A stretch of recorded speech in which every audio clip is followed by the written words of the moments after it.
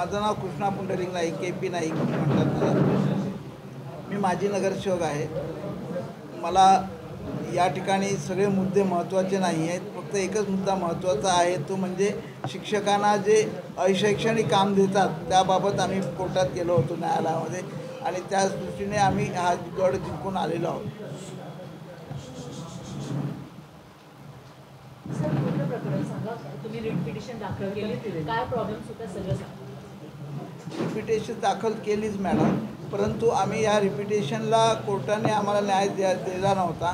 पण नंतर आम्ही सतत ज्यावेळी फॉलोअप केला त्यानंतर मात्र कोर्टाने त्यावर जास्त दखल घेण्याचा प्रयत्न केला आणि न्यायालयाने त्याबद्दल आम्हाला योग्य तो निर्णय शिक्षकांच्या वतीने दिला. काय प्रॉब्लेम्स होते आपण याचिका दाखल केली म्हणजे प्रशासन आणि कोर्ट हे एकमेकाला सगनमताने तारखा पुढे ढकलत होते आणि मॅनेज करत होते, परंतु आयुक्तांना वारंवार विनंती करूनही याबद्दल काही लक्ष देत नव्हते. म्हणून शेवटी आम्ही वकिलांनाच म्हणालो की तुम्ही या बाबतीमध्ये जास्त लक्ष देत आहे की नाही या दृष्टीने प्रयत्न करा.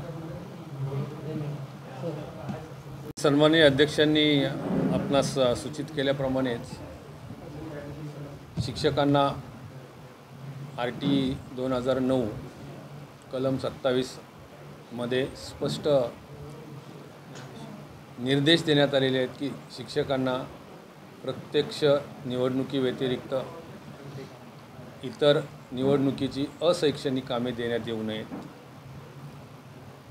तरीही प्रशासन प्रत्येक निवडणूक आल्यानंतर निवडणूक पूर्व तयारी असेल किंवा BLO ड्युटीज असतील, मतदान केंद्रस्तरीय अधिकारी की जे हाऊस टू हाऊस जाऊन घरी जाऊन काम करावं लागतं आणि ते काम शालेय कामकाजाच्या वेळेत शिक्षकांना दिलं गेलं आणि देण्यात येत होतं. त्यामुळे त्याच्यातून विद्यार्थी सफर होत होते, विद्यार्थ्यांच्या गुणवत्तेवर परिणाम होत होता. जनगणना नाही, निवडणूक पूर्वी BLO's ड्युटी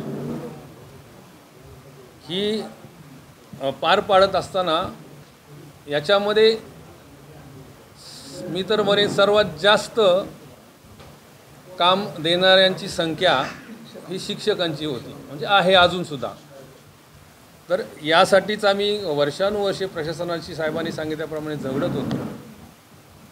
आयुक्तांतर्फे झालं, आमच्या आयुक्तांकडे मिटिंग झाल्या, परंतु त्याच्यावर आता आपण म्हटल्याप्रमाणे कुठल्याही प्रकारचं इम्प्लिमेंटेशन होत नव्हतं.